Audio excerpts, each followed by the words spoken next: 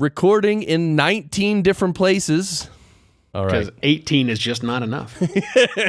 Sometimes that 18th one breaks down and it doesn't sound right, but 20 is total overkill. Let's not do that. Yeah, one time I did that. Oh, overkill. So, all right, let's do this. Barry's ready. Yeah, oh yeah. Okay, here we go. Then we're gonna start the music because Evo Terra is here. Ah! And I don't know if Evo grunts, but Evo, you can grunt if you want. I can't even grunt. I'm afraid, Mike, I might have a hemorrhoid coming. Oh, man. Welcome, everyone, to the Podcast Engineering Show. I'm so happy you're here. My name is Chris Curran. I produce podcasts for medium and large companies and individuals and a bunch of people. And every week on this show, we bring you podcast production techniques on a silver platter. We talk shop with producers, engineers, and other specialists who are working on podcasts. And I have a background in the music business. And ever since I entered podcasting about 7-8 years ago, I noticed a huge lack of audio skills with most podcasters. So that's where this show can help. If you implement the best of what you learn here, your podcast will sound a lot better and you'll spend less time producing them. It's all about time and money, Evo. Those two, right? Gotta have both. Not one or the other. Gotta have both. Yeah, and it takes both to produce a podcast. So here's one thing I just want to say to everyone. Go ahead and bring your ear closer to the speaker. A little closer. All right? You got it? Okay. All right, Evo, let's be quiet for a second, okay? I have a message for the people. I believe that you can produce really great sounding audio. I believe that. I believe it, Evo. Am I crazy? Well, yes, but that has nothing to do with your prior statement. Barry, do you think everyone can produce really great sounding audio? Oh, forget it. I'm telling you. All right, well, Podcast Engineering School starts soon. You know to go to the website to check out the dates for the next semester of Podcast Engineering School. But Evo Terra is here. If you wanted to ever hear a person's voice, well, anyone who started a podcast in the early days, and specifically, he started the 40th podcast ever. I love that. It's like those people who's like they're like, you know, the 27th person to sign up for Twitter, like Chris Brogan or something, right? Right. And I so know Chris, cool. right? Well, Evo, you deserve it. Evo Terra is here with us today. Thank you very much. Oh, much appreciation. Can you tell the crowd to shut up, please? Shut up, crowd. All right, there we go. They listen. They really do listen.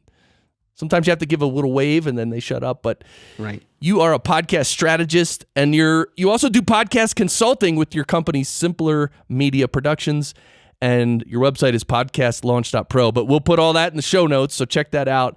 But Evo, you've been in this game a long time, my friend, haven't you? Kind of since the beginning. Yeah, that is true. 40th podcaster ever. Started podcasting on October 14th, 2004. Yeah, I'm the geeky guy that remembers the exact day that happened. But yeah, it has been an interesting run over the last almost 15 years now in the podcasting space. Yeah, so we're going to talk about the old days, and I want to hear all, you know, because that's one thing, days. Exactly, which is 15 years ago now, almost 15 years. Yeah. At first, we're going to do the speed round. So the speed round is, oh, and by the way, do you currently do a show yourself? I currently do have a show. I do a show every single day, Monday, Tuesday, Wednesday, and Thursday, called Podcast Pontifications. That I put out every single day, yeah. Podcast Pontifications. Guess what I talk about? That's right. Farming? Underwater basket weaving. Exactly right. I was going to say that, but then I realized I always say that, so that I was thinking of something else. I was going to say farming. My standard go-to. So yeah, a little less than 10-minute show that I do every single day where I talk about ways to make podcasting better, not just easier. Cool. Podcast Pontifications. I actually haven't heard your show yet. See what a terrible host I am? It's really awesome. Well, I'm a little busy. But anyway, we're going to start with the speed round, Evo. And the speed round is, we want to know from you your setup. So we want to know, and literally do this within like 30 or 40 seconds. Yeah. Just tell us your mic, what interface it's plugged into, what computer it's going into, maybe the software you're recording on, and then maybe quickly the software you use to mix it and finish it and tag it, and then where you upload it. So just give us the quick arc. Got it. I will give you my stack, as we refer to that. So I'm talking into a lovely Shure SM7B microphone, which is amazing. That's going into a Triton Fethead because, man, that little tool is made of pure magic, which is connected to my Zoom H6 interface, which in turn connects into my brand new Mac Mini, which, is a recently revamped product, and it's really good for what I do. And, that is going in the software that I utilize is I've been a Hindenburg Journalist Pro user since mid 2015 and have never looked back. Amazing tool, along with the iZotope RX Element 6, I think, is the plugin that I have, as well as some Wave plugins that I do all the work. And everything happens there. That's the magic. That's the whole kit and caboodle. Unless I'm going out somewhere doing remote, then I've got, labs and other sorts of solutions like that. That's it. That's awesome, man. All right, so you got the iZotope RX6, I think is what you have. You sent me that earlier. Yeah, cool. So, and then you got some Waves plugins. We'll talk about that later. And okay, so this is good. Now we have a starting point. So, real quick though, let's talk about when you go on location. You said you got a couple labs and stuff. Tell us that setup real quick. Like, what do you bring? Just some labs and plug it into your Zoom H6? Yeah, so the Zoom H6 is kind of the workhorse. I have an H4 that I traveled around the world with back in 2015 when my wife decided to have a shared midlife crisis with me, and we left and traveled everywhere. Oh, cool. That we had a Zoom H4 was our primary workhorse with, the most indestructible microphone on the planet, and that's the SM58s, which I think I bought those SM58s when I was in a band like in the 90s. And they're never going bad, right? You ever notice that SM58s are always $99 and have been for like 30 years? It's like you could peg an entire monetary system against the price of the SM7B or the SM58. It's just $99. That's how much it costs all the time, right? That's interesting. It hasn't, even with inflation, it hasn't moved. $99. I'm telling you, it's how much it's been for 30 years. Go back and look. So anyhow, that was my setup that we did as my wife and I were traveling around because, we didn't know where we were going to be. We didn't know how we were going to be recording, what conditions might look like. So, yeah, we just grabbed the 58s, and that gave us everything that we needed. It's a very versatile microphone. It wasn't until I came back to America, which is about a year ago now, that I finally bought the 7B, so I had a good quality studio microphone. I've also picked up a couple of, I think it's the SM93, is the Shure lavalier microphones that a client's wife bought them for me, of all crazy things. I was helping her. She's a video producer, and I was giving her some advice, and she wanted to do a little bit of audio work, and so I was helping her along. I didn't want to get payment for it because she's a friend's wife, right? She was just a friend of mine. Right. But as payment, she said, "Well, what equipment don't you have?" And I said, "Well, I've always wanted these lavalier microphones." So, like 2 days later, they showed up. How fantastic is that? So, very, very helpful. Thank you, April, for the mics. I don't use them very often because I'm not in the field very often, but when I do, they're very nice to have. Right? Oh, that is cool. Cool. So you got your, all right, so that's your on location. And so real quick, because I'm just so curious about where you traveled. You said you came back to the U.S. a year ago. Where were you living and traveling for those years? Well, so in January of 2015, my wife and I had a one-way ticket to France. And that was it. And zero plan. just really, really zero plan. So we took off, and from France, we then went to, let's see where we went. We went to Copenhagen. We went to Belgium. We went to England. We went to Spain. We wound up in Thailand and Italy and Hong Kong and South Korea and Myanmar and Australia. Fun time. About 13 different countries, 3 continents across a year. It was a blast. Wow. And then when the year was up, well, it was less about the year being up and more about the money being empty. Okay. Because, that was the plan. Right. We said we didn't want to move back to America. So we went to Bangkok. My wife got scooped up by the international school systems there, wound up becoming the principal of a private school in Thailand, of all crazy things. And yeah, we stayed for 2.5 years and lived in Bangkok. It was quite the interesting time to be the expat in the room. Well, of course, in Bangkok, there are, 7 million other expats in the room as well. But we were there for a long time. Oh, that's cool. So coming back was a good thing? You felt good about coming back? Very much a culture shock.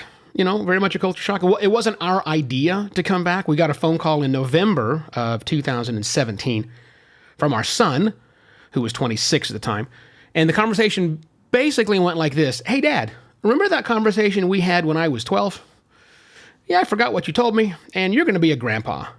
So I now have an 8-month-old granddaughter. Nice. And that's why we're back in America. Congrats. So, yeah. Thank you very much. Very happy to be a good reason to come home. Didn't really feel like being a grandparent halfway around the world. So, and there's no way, I don't live in a universe where my wife thinks that's even close to acceptable. So here we are. So when you were living in Bangkok, did you, were you still podcasting, and how were you working on podcasts? What were you doing there? Sure. In fact, that's where my whole business got started. Because I wasn't doing much of anything, even though I've been an old school podcaster for a very, very long time. I ran a giant network, 700 shows that we were pushing at like 2 million episodes a month. I had kind of gotten away from all of that when we started traveling, but landed in Bangkok, got connected with another expat who was there, who just happened to be the host of a currently on pause, or at the time on pause, podcast called The Bangkok Podcast, oddly enough. It had been running for about 6 years, but his partner took off and left the country. And so Greg, the co-host of a show that didn't have another co-host, was just kind of sitting there not doing anything. So we got connected together, and he said, well, maybe we should start the show up. And I said, well, why don't you give me the login so I can go take a look? And I found out that's still like 3,000 downloads were happening every month for a show that hadn't been published in 6 years. Wow. So built-in audience, done. So I became the co-host of the show. So we did 70 episodes before I left. And the good news is when I left the Bangkok podcast, somebody else came in and took my job. So it is now in season 3. And it's going great. So yeah, the show continues to go. I still stay involved, but it's still going, and it's awesome. Cool. So I want to talk about your equipment, your equipment setup that you have now. I want to talk about that for a little bit, and then we're gonna go in the Wayback Machine. And, oh boy. And we're gonna I want to talk 2004, 2005. Like, okay, we can do that. I'm so interested. So all right, you got the SM7B, obviously a really good Shure microphone, and actually, because I'm not looking at your webcam right now. Yeah, see, you have the extra, the little extra big piece of foam they give you. Yeah, the big football that goes with it. Yeah, the other one's pretty. The one that it's come stock with, just a little, I don't know what you would call that. So just some metal casing. That one is in there. That one's there, and then you put the big massive one on top. Over the top of it, exactly right. Yeah, I had a pop filter in front of it as well, but I was on the radio before I got into podcasting, so I've learned to control my plosives. I don't have to pop every P like I just did right there on purpose. So I can get away without having a pop filter because I monitor myself. But it's the one thing I like about the SM7B is you can get right up close and personal. It's dynamic. It's not the condenser mic, which is great. I prefer that particular style. But a lot of people will still get, even with this big football on top. I still have clients, and this is the mic I recommend for my clients as well. But I have some who still just can't control those particular plosives, so I make them have a pop filter and get on it as well. Whatever works for you, works for you. Yeah, and since you have RX6, RX6 has D-click. D-plosive. and D-plosive, and D-click, and D-noise, and all those other great little tools, so yeah. It makes life so much easier. Yeah, because for me, I like getting real close to the mic, and I have a little pop filter in front of my RE20. But still, in the recording, it's like a little bit of mild plosives every now and then. Right. So RX6 just takes that out. So all right. So then you got the SM7B plugged into a Fethead, which I still have never even seen one in person. Oh. But a Fethead is why don't you describe it? Well, yeah, I have to give props to this little device because, and I got to give props to Ray Ortega, who was the one who recommended that I get this little device because he was listening, unlike some people, Chris, he was listening to Podcast Pontifications every single day. Yeah, oh yeah. And he's watching because, and I record Podcast Pontifications as a video. Not that I want to use the video, but me talking to a blank wall doesn't work out so well. But for some reason, me talking to my video camera pointing at me works fine. I'm better that way. So anyhow, he's watching the video as I'm putting this out and listening, and he contacts me and he says, you got to do a couple of things, man. Number one is, I see you're using an SM7B, and I can already tell that you are, whatever you're plugging it into, that is way too big of a microphone for it. You need something to lift it up, right? Yeah, boost the gain. So he's the one that recommended the Fethead, and wow. I mean, I was probably pushing writing 8.5, 9 on the gain without the Fethead. Yeah. But now with this thing in, 4. Ooh, yeah. And there's zero noise. I mean, it's just so quiet. It sounds better. I don't know what it is, what happened in there. Right. But it just conditions the sound somehow. And all it is, man, it's a little tube. It looks like someone took an XLR and merged with another XLR, just a little small little silver tube. Right. Little connector. You plug it in, and there's no software. I mean, it just works, and it's like I have no idea how it's made. There's a little gnome in there that's got his own little mixer making it sound better, but whatever. It's really fantastic. Yeah, that's awesome, and yeah, everybody loves the Fetheads, and actually one of the reasons why. So before you having the Fethead, you would plug right into the Zoom H6. Yeah, just straight into H6, which is fine, and it works that way. But again, you got to ride the gain all the way up. Yeah, it's fine, but I'll tell you what, my experience with the Zoom H6, because I also have one, is that, and I've recorded some live events with my Zoom H6, and I actually got caught trying to record the levels a little too hot, and then there was some distortion. Yep. So the mic pre's in the Zoom H6 are fine, they're good, but what I found on the Zoom H6 is I can't, if the level starts going above -6, I'm afraid I'll come down. Yeah. Where normally I'll push levels right up to 0 because I'm crazy like that. But with the Zoom H6, man, I just got to be careful. So that's probably one reason why the Fethead made such a big difference, because the Zoom mic pre's are not the best in the world, although they're fine.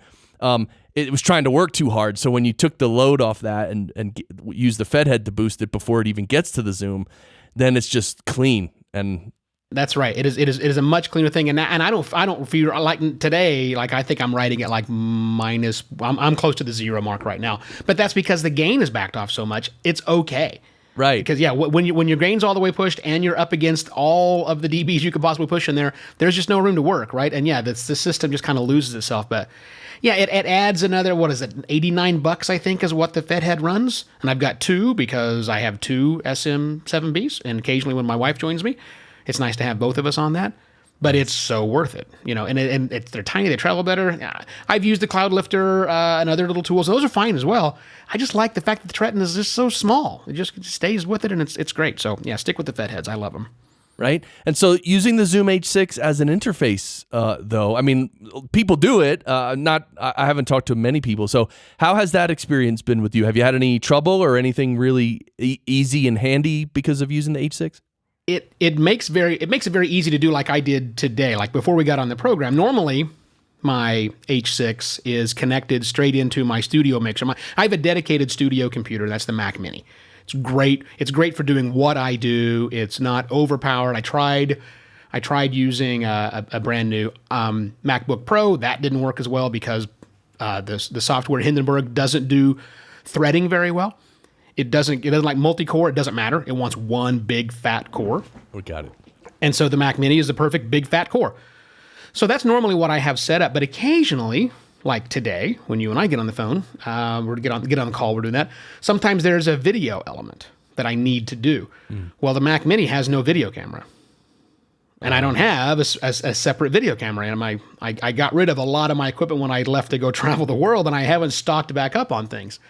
So what that forced me to do is right before we came on, I was like, oh, I now have to move. But the great thing is you just simply unplug the USB from the Mac Mini, shove it into the MacBook Air that I'm into right now, and everything's saved. Now, the problem with it, though, here's the negative to using the H6. There's no power supply. The power supply is through the USB. So when I unplug it from the Mac Mini, yeah, so I got to plug it back in. I got to restart. But, I do it so many times now. I think I could probably go through the restart sequence with the H6 without my eyes even looking at the screen. I just down, click, done. Okay, and it's all fit. And it's all said and done. So to me, it works. It's like a little tiny studio in a box. I don't need to. Well, the only time I ever use the H6 as anything other than an interface is if it is my wife and I, or if somebody comes over and we're having another conversation, then I will use the gains within the H6 itself, as a mixer as you would. But everything else I do is just single channel, so it's just me, and it's all set to my voice. It's where it needs to be always, so I never have to tweak anything. Right. Yeah, that's cool. And you mentioned something before about Hindenburg not using the multiple cores in the processor, and iZotope RX does not use multiple cores either. Oh, I know. And that's why every time I was exporting a 30-minute file, it was taking me 45 minutes to export the thing on my MacBook Air. And you can't do anything else with the system. I mean, it basically locks everything. Because, I want to open up an email. Okay, now it'll take you an hour and 15 minutes to export the file. Yeah. Yeah, and I wrote to iZotope about that. I'm like, hey, can you use multiple cores? But, I mean, there's a good reason why they can't, right? Maybe somehow with processing audio, they need to do it in a serial way or something instead of parallel, but I don't know. I wrote to Nick at Hindenburg and bitched at him first, and his comment back was, talk to iZotope. And it's not that bad. And by the way, the reason it takes your computer so long to run with iZotope RX is because of the processor in the computer. For instance, I have a little more powerful computer, and it doesn't take that long to process the audio. So it depends on your It CPU. certainly does, yeah. But don't be thinking about you getting that new quad-core double D20 type thing, because that's not going to help you at all if you're using software like this. Yeah. Well, I actually have that. So I bought a year and change ago, I bought the iMac Pro, which has, I think it's 10 cores. Okay. So 20 separate threads are possible. And here's the thing, though. Like on RX, it only uses one core, but like right now when I'm recording, I got Audio Hijack up and running. I got Loopback working in the background. I got Chrome open. Chrome's working. I got a little notepad open to make notes. And so, you know what I'm saying? Like all those programs can almost have a dedicated core. Yeah. So right. when I'm using a bunch of things at the same time, it helps a lot. But when you're just processing one bit of audio, it's no pretty help much the same. Exactly right. Yeah. I was very disappointed. So was Apple when I sent back the $5,000 machine. That didn't really help. I'm sorry, I'll take that $799 machine. Here's the $5,000 one back. Thank you. That's so funny. Like even like these big, I saw on YouTube this video about like the biggest computers in the world, and like it's like 3 football fields. That's how big it is, and it's like these supercomputers, whatever. Right. And it's like I always wish I had, we could like borrow one of those for like an hour and just like process all the audio in like 3 seconds. Right, yeah. It's busy trying to do things like, solve world hunger. You want to process audio quicker. I get it. I need noise reduction. Come on. All right, that is fun. That's pretty funny. All right, so you're using Hindenburg. Well, let's step back to your Mac Mini. So the Mac Mini is, now that, I'm not familiar with the Mac Mini. That doesn't have a keyboard and a screen, does it? Or is it just That's a box. It's a box. That's it. It's a box. I had to buy the Magic Trackpad. Got it. Because I'm not a mouse user. I had to buy the keyboard separate, and of course they wanted to charge me like $1,000 for a 4K television, monitor, right, to do audio editing. No, that's okay. I went to the electronics store and bought like a $200 20. You can't even buy like the smallest monitor I could buy was 25 inches. Really? My MacBook Air is an 11, and I love it. So I've got this giant 25-inch thing that I have to like stand back from, because I can't see it once I get that close. So, yeah, but that's the thing about the Mac Mini. I mean, you're buying a box. Got it. You're buying a box, and anything else you want to plug into it, you got it. You got to get the other stuff. But it's quiet, solid state. There's no spinning hard drives. There's none of that. So it is ideal for what I'm doing right now. It's not a power horse to do other sorts of things, but for what I needed it for, it makes for the ideal. I think it makes for at least my ideal studio processor. Nice. All right, and you're using Hindenburg, which you haven't heard the episode before this because it hasn't come out yet, and it's well. There you go. Anyway, I'm actually so ahead on episodes. I'm like 2.5 months ahead. Good. So anyway, you. So the previous episode was with Nick from Hindenburg. Yeah, it was great. We talked about all kinds of stuff. It was a great episode. But you've been using Hindenburg since 2015. That's pretty cool. Yeah, the story of me switching to Hindenburg is kind of I don't know if it's funny or not, but it's interesting to me. You want to hear why I did this? Yes, So, please. Yeah. So, we weren't going to talk 2004 just yet, but I have been using Audacity. And the reason I've been using Audacity is because what I learned to edit audio on was called a Tascam 4-track reel-to-reel machine. Oh, cool. That's how I learned to audio edit, right? So when I got into podcasting, every piece of software, anything, was more advanced than a 4-track reel-to-reel machine, right? So Right. it just did the trick. And I tried Audition. In fact, my partner, when I was doing podcasting back in the day, he was a big Audition user. I'd seen Reaper. I'd seen a bunch of other little tools I've used. But, it's like, it's easy, simple. Just do things on Audacity. Audacity, right. So when my wife and I decided to do our little shared midlife crisis and travel the world, that was about the same time that Gimlet launched Startup. And I was listening to Alex Bloomberg record conversations with his wife about starting this new business and record his conversations with these VCs, making fun of him. And I thought, that's what I want to do. We need to keep our friends and family apprised of the journey we're about to make because they all think we're nuts. They get it. They've met us. They'd say, what else are you going to do? But we want to hear about it. Right. So I knew I wanted to make a podcast, but I wanted to do something in that style. So what I was doing is I would go record my wife and I having conversations. And then I would sit back and listen to all that tape. We call it tape, but nonetheless, all that audio, log it down, find the good parts. Here's what's really funny out of that 27 minutes that we talked about, and then reassemble and write some narrative points and then sit down with the microphones and record that and edit the whole thing together. And I was using Audacity to do all of it because it was a tool that I knew. Right. So there I was in Thailand, I remember, and I think I was on episode, by then it was probably in the 30s, high 20s, low 30s, the number of episodes I had done. And I was spending usually 7 to 12 hours of actually behind the mic time, not behind the mic, but behind the keyboard time, either logging audio or editing and assembling and getting back into it to produce a 5 to 10 minute long episode. Wow.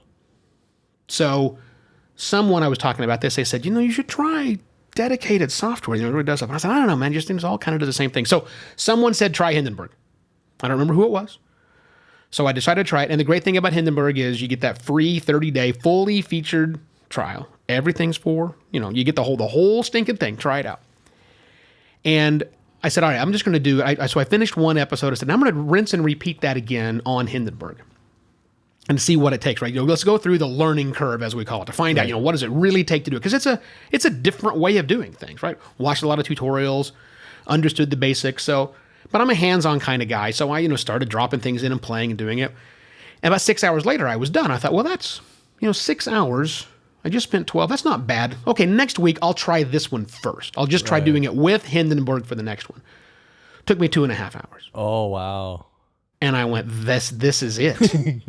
This is, oh my God. So I just immediately gave him the $350. I bought the whole thing full and said, this is it. So, and it is, yes, an amazing. And I just kicked myself for all the hours I wasted ahead of time by not using this particular tool. I love it. That's awesome. Yeah. So you also have iZotope RX6. How long have you been using that? I've only been using RX6 for probably 6 months or so. Okay. And the reason I used RX6, once again, my shout out to Mr. Ray Ortega.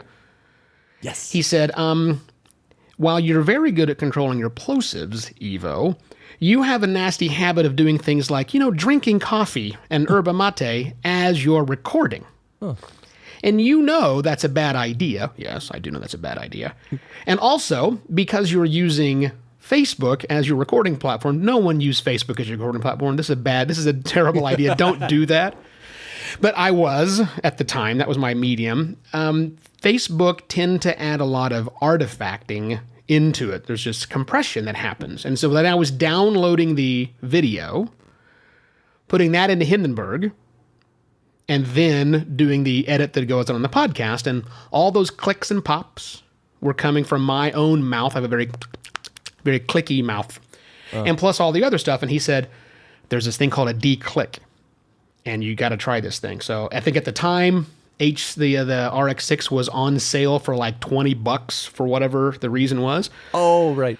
So I downloaded it and ran the declicking thing, and you can push a little button that says output clicks only. And it's like, where are all of these cockroaches? Yeah. That's all you're hearing, and they're gone. Yeah. And they're gone. It's like, oh my God. So I discovered that. And then I wrote him and said, thanks very much. And he said, if you want to try real magic, click the button that says voice denoise. Right. And it's like, oh, what? Wait a minute. Hold on. This, I don't have to do anything. I just push a button and like 99% of the problems are gone for $20. Sold. So I'm a hardcore convert to the iZotope world. Right. Yeah. And you're talking about the RX6 Elements, which I think is for 4 different processors that you get with the Elements, which is very cheap. Usually it's $20 or $30. Yeah, it's so cheap. Yeah, and the thing it got me the little plug-in, and let's see what it has in here. So we have, let's see, iZotope. Yeah, it's got declick, declip, which is very helpful. I have one client who has a real bad tendency to like everything that he wants to talk about this, and then he shouts really loud. So that's helpful for him. A dehum, which I don't use because I don't have anybody with a 60-cycle hum set in the background, and the voice denoise. So those are the plugins that go into Hindenburg. But I also have a copy of the full RX Elements, so I can use that spectral editor if there's like weird noises, like some booming bass in the background that I can't get rid of normally. I can go back in and do repair work. Got it. Where I charge a lot more money. If I have to open that software, that's going to cost somebody some cash because I don't really want to open that software. Right. Yeah, that's how I work it. That's cool. Yeah, iZotope is great stuff. And you're also using some Waves plugins? Well, I've got a Waves plugin. So, and okay. I'll be honest, this is the one where I'm having a conflict. So, I have one client. She's very sibilant. Very, very sibilant, right? And so I'm dealing with a lot of that in EQ right now. But Waves has a very nice, from what I understand, and what I've seen and what I've played with, de-esser that they have. But I just can't get it to work the way that I want it to. I spend more time trying to make it work. I just could have taken away the frequency where the de-essing is happening, and it was going to be so much easier. So, and every time I go this time I'm gonna spend an hour and just figure it out, and I never do. And it's me. It's not like the program doesn't work. It's just I haven't really utilized it. So I paid for it, but I just haven't had the time to go through and sit and make it work properly. So that's just the straight up, it's called Waves de-esser, I think, right? Yeah, it's Sibilance and Sibilance Live are the two that I have. Oh, yeah. okay. It's actually Sibilance called, Sibilance right. Live, Yeah, Sibilance, that's a newer one, which I haven't tried that one. So you're no help to me. Great. Thanks for coming on the show. Dude, I'm like all about fixing Sibilance. So Waves has one, I think it's just called de-esser, which is the first one I was using. It's okay. And then there was another one I used. Oh, there's a Waves plugin called the Man American Triple D, which is a de-esser. It's a de-hum, de-boxy, and a DS. Anyway, there's a de-esser in there. So I use that one a little. Now my favorite, well, pretty much the highest quality one I've ever used is the FabFilter de-esser, but it costs, probably $190 for one plugin. Sure. But it's awesome. And now the latest thing I'm using is this one called Soothe. Ooh. Soothe. Yeah, and it's made by a company, I think in Finland, and I bought it, and that's not cheap either. I think that one's like, I don't even know. $200, $220, $230. I don't know. Wow. But when I was looking at the demo of it, it looks awesome. And the way it does it is it's different from any other de-esser too. So I bought it and then I was using it and I liked it. But then literally 3-4 days ago, I started messing with it a little more and I tweaked some of the settings. And this is it might be the best plugin. I don't know. Wow. I just love it. You know how you can love plugins? You're like, I totally understand that. Right. Yeah. They just fits into your flow. And why would you not do this? Right. Just give that signature sound that you're looking for. Absolutely. Yeah. And it just fixes all the harshness because it's even beyond sibilance. It's like, even if there's some mid-range harshness, like when someone maybe gets loud or even some really high-end harshness, it tames all that like with machine learning and stuff. It's not just the de-esser. So, anyway, but yeah, so de-essers in general. So let's step back to the one you were trying. It's called Sibilance. Yep. It's not easy. It's one of the reasons why the Fab Filter de-esser is so great is you could see a little as the sibilance happens, it lights up the frequencies where the sibilance is. Oh, that's cool. So you can literally see like the little frequency band where that's where it is. Yeah, that helps. So without actually knowing what frequencies where it is, sometimes it's hard because it could be at 5 kilohertz or it could be at 9 kilohertz. Right. We don't know which one. Right. And it's like, well, so then you got to try it and do it by ear, but it's not. It just takes time. So yeah, it certainly does. And I like those intelligent ones. I like the ones that look forward, that have some sort of adaptive mode, and that give you really good feedback like that.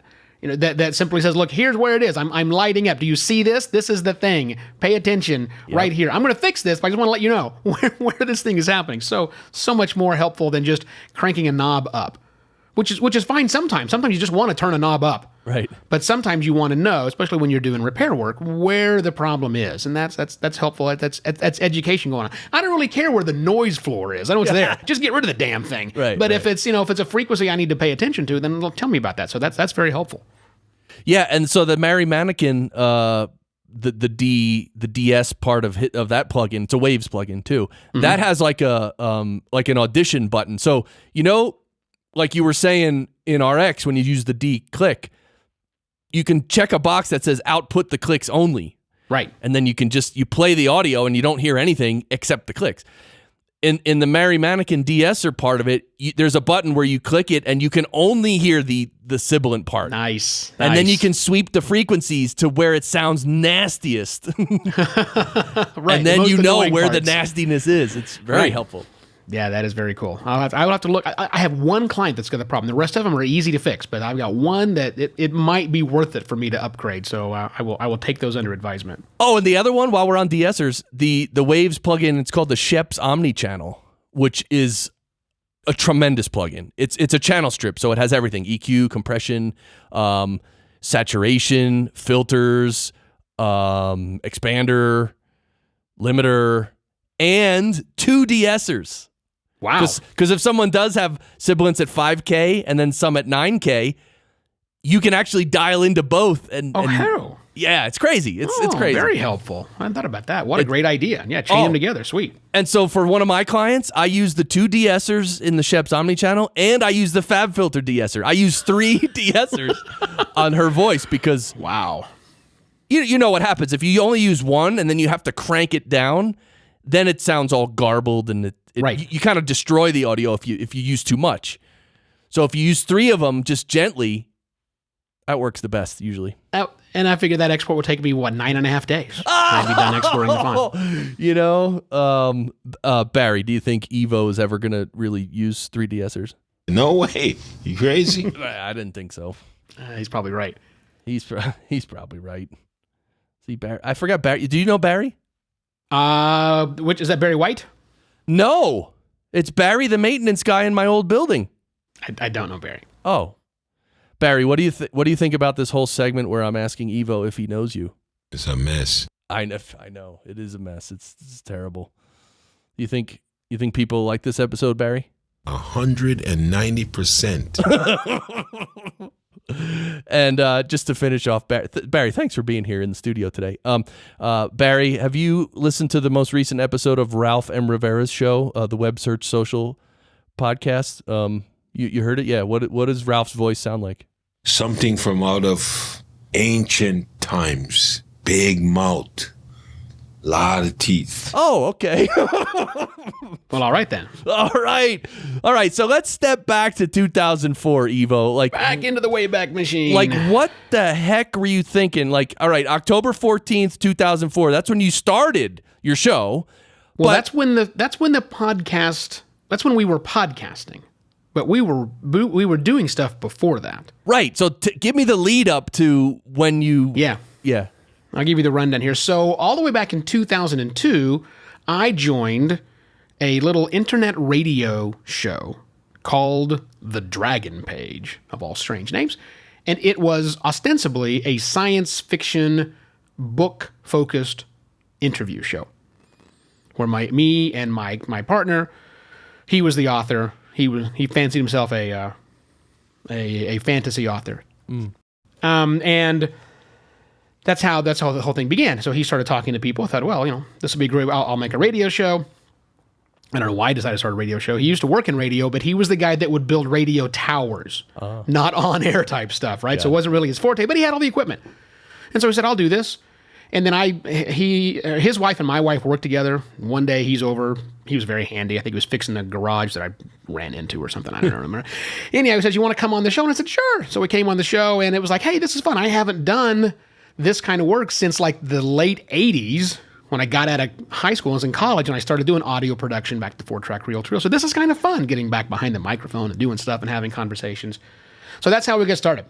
And then my partner he was many things, but one of them was tenacious. And so he had no problem by picking up the phone every week and just start calling random program directors around the country and saying, would you please take this little radio show? Because we did it to a format clock. We had a 50.55, minute-long format clock that we followed every single week. Wow. With the idea of getting syndicated. Right. And you know what? It worked. He got us on like 6 different radio stations around the country. We're like at 6 a.m. on a Sunday in somewhere in the middle of nowhere, Arkansas. I don't know why the preacher wasn't on that day, but nonetheless, they got us 2 idiots talking about, the latest fantasy book from George R.R. Martin coming out. Anyhow, you were the warm-up for the preacher. Oh my God, it was the weirdest thing, yeah. He also got us on XM satellite radio. So this to go back in the day when we were doing this, you had to remember something. This is the day before we had the internet, but we didn't have any of the tools we have right now. We were actually burning CDs, putting them in the mail to these different program directors. Now, for XM Satellite, they wanted an MP2 file. They wanted the professional radio quality. So we burned an MP2 on CD, mailed it to their offices, I think in San Francisco, that then they would then take it out of the little jewel case and shoot it up to the satellite so that our show was available. Yeah, that's awesome. Strange things. But along with that, we had a fairly decent following of people that had been listening to us just by going to the website and clicking play. With a real media player, and those sorts of things back in the day. Man. Yeah. The real media player. Because we had a blog, we were writing full show notes, and we were active, and so, trying to get people to do things. This is pre-Twitter, this is pre-Facebook and all those things. But, we were getting the word out. We were getting the word out, going to conferences, and so people would come to the website and listen. People would subscribe to the RSS feed, and in the RSS feed, in their little whatever reader they had at the time, their little play button would show up, and so they'd listen to it. Right. Listen to it that way. So we had all the pieces done. So on the 12th of October, 2004, my partner says to me as we're recording, he said, have you heard about this thing called podcasting? And my answer was, well, no, and why are you bringing up cool stuff like that? That's not your job. Would you just go back and keep puddling the knobs and stuff? That's my job to bring up cool, new stuff, right? None of you. So anyhow, I ignored it for a day. And then on the 14th, I said, well, I guess I should look into this thing. It's like, oh, this is actually a happening thing. There's a few things that are on here right now. I wonder what it takes to get it. So at the time, we were using Movable Type. This was pre-WordPress. Movable Type was our blog. And I saw the enclosure tag. That's what makes a podcast work, right? And so I'm looking at it going, well, see, that's a URL. I already know the URL. I'm actually pasting the URL into the blog copy right now. I can put that in there. Bytes equals, the size thing. Like, well, I don't know what that is. So I'm not smart. I mean, figuring that's the size of the file. I know it's going to vary every time. I'm not smart enough to figure out how to go get the size each time. So 1, 2, 3, 4, 5, 6. Those sound like good numbers. Let's drop that in. Classic. Type without input. Okay, got that. Boom. And so I hand-coded, or hard-coded, I guess is a better way to say that, an enclosure tag, and boom, we had a podcast. So ran to Podcast Alley, which was the de facto place of the day, and got us listed, and we were according to Podcast Alley, the 40th podcast ever. And we were arguably one of the most professionally produced shows out there because, sure, there were Adam Carollas of the world that were, not Adam Carolla, excuse me, that was Adam Curry and a few other radio pros that were doing it. But for the most part, it was just people who were their first time behind a microphone. Test, is this thing on? We had a 50-minute show clock we're playing up against. Everything was done. So it was very easy for us to grab an audience back in the day because we had a professionally produced radio show that we were pushing out as a podcast. And that's how it happened. So Podcast Alley was a website, like a directory of podcasts.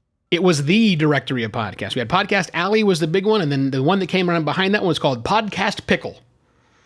Oh, ran by right. Gary Leland. Yes, from Podcast Gary Leland. Movement. Yeah, the Pickle. Yeah, that was his original handle. Gary was the Podcast Pickle, and that was his little site that he had. But yeah, Podcast Alley was like the Yahoo of podcasting, right? Remember when Yahoo came around the 90s, it's where every website was listed. Right. That's what Podcast Alley was. It was just the listing, alphabetical, of what the podcasts were, and everybody had an ID number, and our ID number was number 40.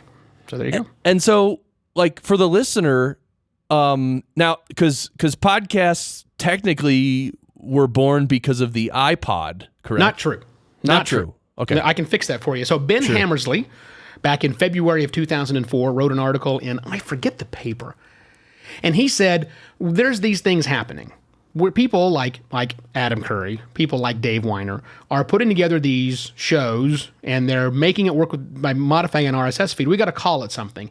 It's not broadcasting, because it's much more, it's very narrowly casted. It's personal, and it's on demand. Let's call it personal on demand broadcasting. So podcasting. That's where the name came from. Oh. POD casting is personal on demand casting. That's how it was originally done. But of course, it takes zero time before everybody assumed it was a portmanteau for iPod, right? And that's not true, believe it or not. Wow. See? Learn something new every day. And I wrote about that. I know the reason I know that's true is it's still in my copy of Podcasting for Dummies, which I wrote in 2004. And I clearly said that. It is not from iPod. It is from this article. So there you go. Wow. What a great little nugget that is. And so when someone would want to listen, let's say they go to Podcast Alley, the website, how did people listen? Well, iTunes didn't actually start listing podcasts until July of 2005. So back in 2004, all these directories were a listing that contained your RSS feed.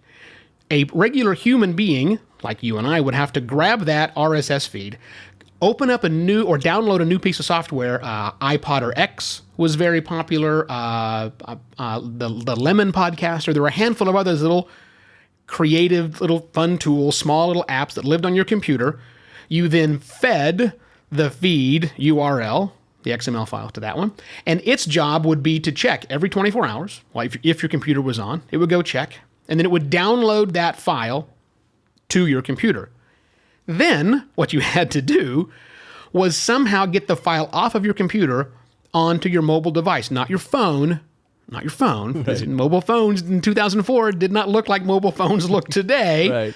That took until 2007 before Steve gifted us with the iPod, the iPhone. So I had an iRiver. Do you remember the iRiver? You ever heard about this thing?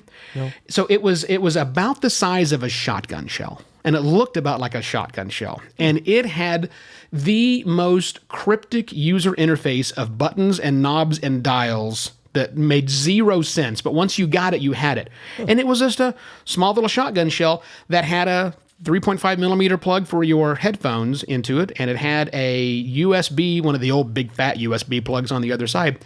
And that's what you transferred. That's what a lot of us transferred things over to. Or other portable music devices that we had. And more than one person I know of, Trucker Tom, if you're out there listening, would burn it on CD, baby. Oh, yeah. And run it in the truck with him that way. And that's how you had to listen. Wow. Crazy. And so for your show on your website, there you said there was a player that someone could click a player. Yeah, you could just, because the embedded players worked. I think it was the real player we were using back at the time. This is pre-HTML5, right? We didn't have the audio player that exists today. There were a handful of embeddable players out there that people were that were making for it. Right. But this was back when real player was ubiquitous on most platforms. And so, yeah, you just embed the real player and point to the audio file, and that would work fine too. Got it. Yeah. And so did you get to know any other pioneers in podcasting back then?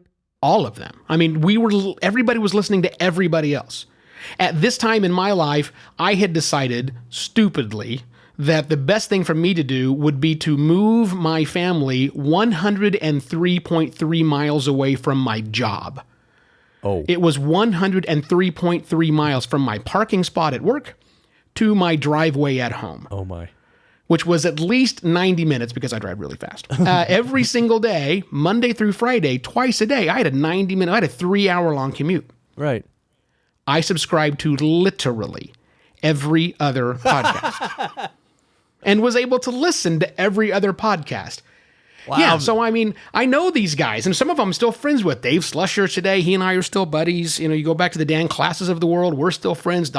All the fun stuff that was really happening back in the day, we didn't know what we were doing. You know, we were all just kind of making it up as we were going along anyhow. We had a really good show for the radio we were doing, but when it came to this thing called podcasting and how did we do that and what's the proper encoding format for MP3s and what the hell's an ID3 tag and all of these things, we didn't know. No one knew the answer to these questions, so we all had to figure it out as we were going along. It was a weird but a real fun time. That's cool. If someone had asked you, "Oh, which podcast do you listen to?" You'd be like, "All of them." All of them. I would not be joking. That's funny. So you got to know these guys, and then so in the time from when you got into it, maybe in 2005, did an industry form? Were there any events? Oh yeah. We really early on we started going to a couple of guys called the Berkwin brothers, Tom and Emil Berkwin. They started a show in Ontario, California, that they changed the name of every single year. It was Podcast and Portable Media Expo, the Portable Media Expo, the Podcast. I forget what it was. Three different names they had of this thing, and it was there was the genesis. You know that, and for us people who've been doing it for the longest time, it was a lot less about let's go learn stuff. It was the place where we would go reconnect and meet people in real life. But the weirdest, I mean, because we were all listening to everybody else. When we get there, when you would introduce yourself to somebody like, oh yeah, hey, how's it going? It wouldn't be like, nice to meet you, because I feel like I already know you because I've been listening to your show for the last 6 weeks in my head every other day. So yeah. And those relationships have continued on to this day, which is just great. So now when iTunes, so in you said July 2005, iTunes started listing podcasts. 4.9. Yeah, iTunes 4.9. Apple came out and said, now anybody that has a podcast feed, we will let you list that over on iTunes, which was great for most people. It wasn't great for me because I had just turned in the draft, all my copies, all my pages for Podcasting for Dummies the 2 weeks before that. Oh. And I was on vacation in Vancouver when Apple made this announcement. And it's like, honey, vacation's over because, I mean, overnight, all of the places I mentioned, the Lemon and iPod RX, all these other services, they all went away because here's a device where you just plug in and it works, right? So that started their ownership of the category. So yeah, I had to rewrite a book. Wow. in about a week, or at least several chapters of the book that talked about how to download. And so all you pioneers from 2004, did you take this announcement from Apple in a positive way or a bad way, or did you think they were trying to like corporatize things, or any reaction at all? It's a lot like it is today. You know, the savvy ones of us at the time said, let's get listed there because they're going to win. Others railed about it. You know, what about the independent spirit? And I certainly do feel bad for some friends of mine who had podcast consultancies and who were also doing like development work in the podcasting world, like trying to build their own directories and apps. Right. They got hit, but you know, such is the nature of the beast, man. You know, there's nothing is safe and sacred. And yeah, when a big player enters the ring, it's going to cause ripples. And I don't begrudge that. And some people do. They really, you know, decry the fact that the man is coming in to take over again. But I've heard that story for years before, not just in podcasting, but in all the other stuff I've been involved with. And welcome to the way that it works. I'm not concerned. Right. And so when you were finally able to register with iTunes, were there any issues with RSS feeds and what, like the specs they wanted and all this stuff? We had to make some modifications for Apple because other than the RSS 2.0 spec, which I don't think has been updated since 2003, it's not complete. It's not enough for what Apple wanted. So Apple started by having their own namespace, which would tack on to the RSS 2.0. And that's where we got things like, you know, iTunes Subtitle, which is something relatively new that they had. And they had their own category structure, which was different. So And I think the biggest problem we had when we were trying to adapt with all these, again, this was back at a time when making an RSS feed was oftentimes done by hand. Right. And any of the places that were making RSS feeds had to quickly adapt to bring that in. But I remember the problem was the way the RSS spec is written is you have to escape your control characters. So just alphanumeric, right? A to Z, 1 through 9, dashes and underscores, and that's about it. Well, so one of the problems is the ampersand, right? Ampersand you have to escape. And so Apple decided to, for example, their category is society ampersand culture. Oh boy. So you have to put that in, but you can't put that in because that's against the spec of the RSS. It would break that thing. So yeah, so out of the gate, Apple said, great, this will work. And then we all went, but it's not working. And so we had to learn these lessons all over again. Wow. Yeah. Fun. And what was the image for the podcast show? What was the spec then? Like 30 pixels by 30 pixels? I think when it started, we wanted 300 inside of the ID3 tag, which hasn't really changed all that much. But I think I don't think it was 1,000. I remember when they said 1,400 is the new number, right. And now the new spec is, they really like 3,000. Nothing bigger than that, obviously. Yeah. But yeah, I believe it was a little under 1,400 is where it began. Right. That's pretty funny. And back then, they didn't have to be square. They could be anything.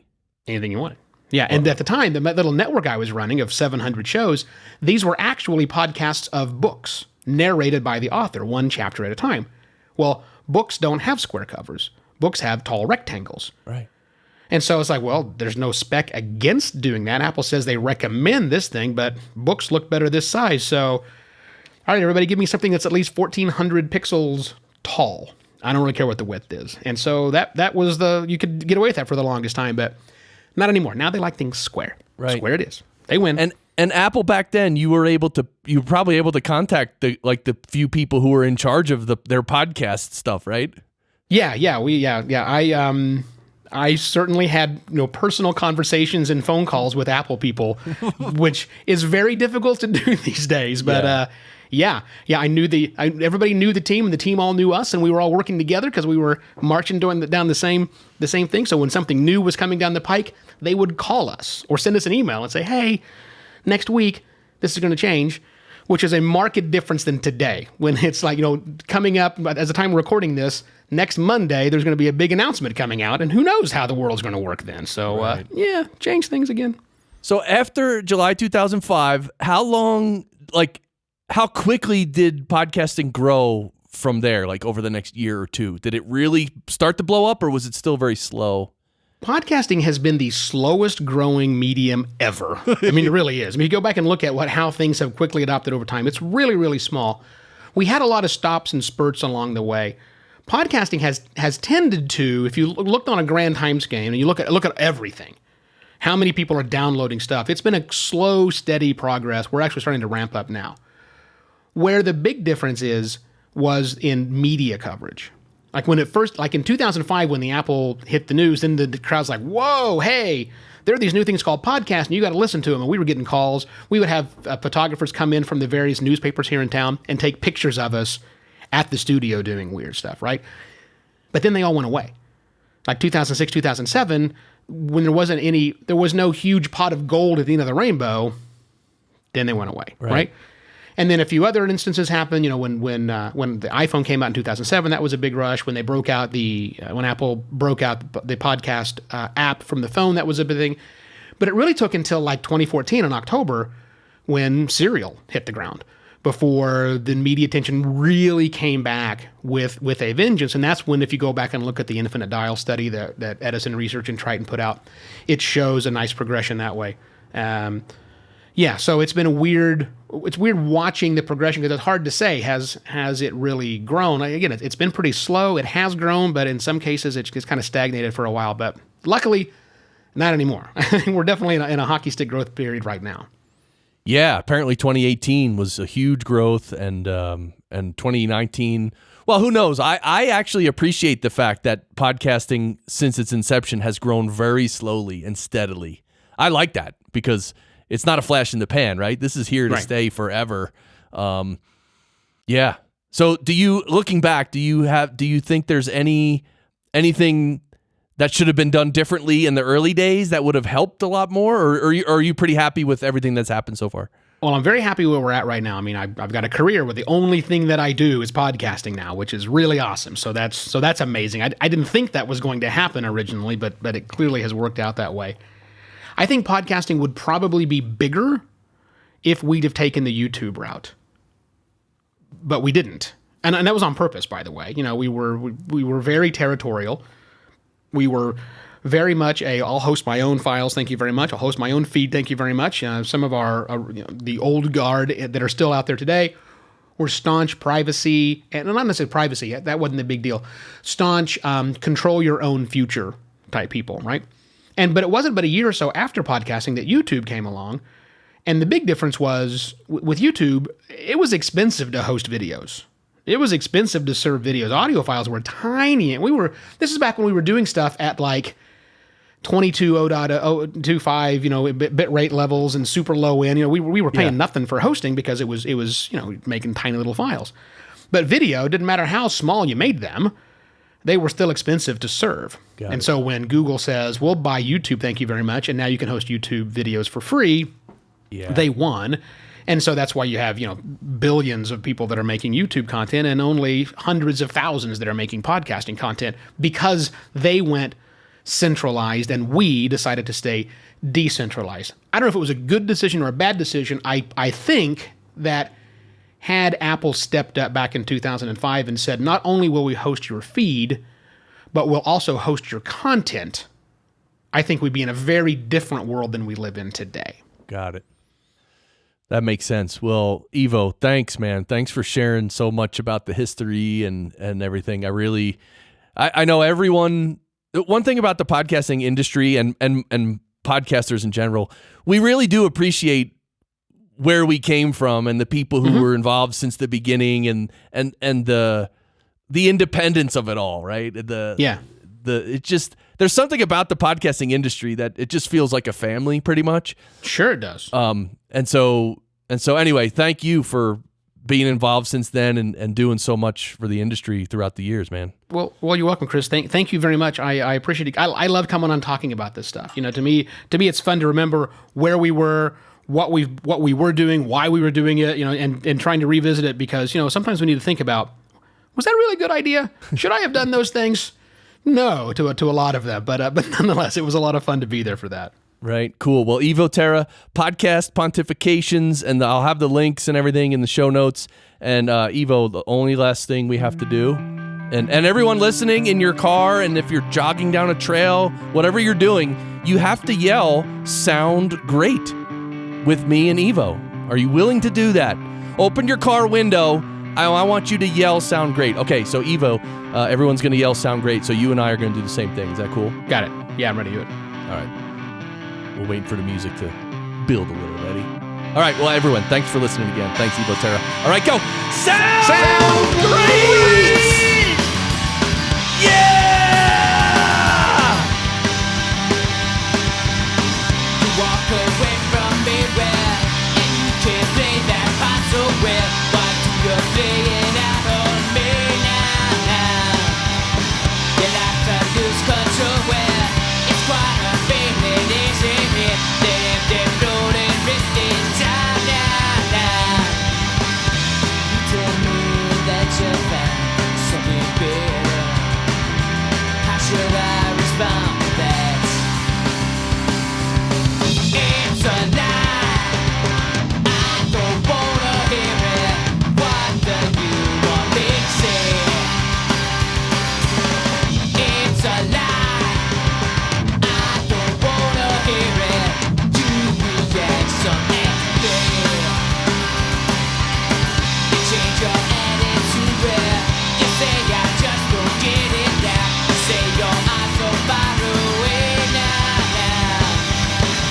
You gave up on me where some chance you gave me gave away. You say I wouldn't understand now. You tell me that you found something better. How should I respond to that? Oh yeah, I say now it's a lie.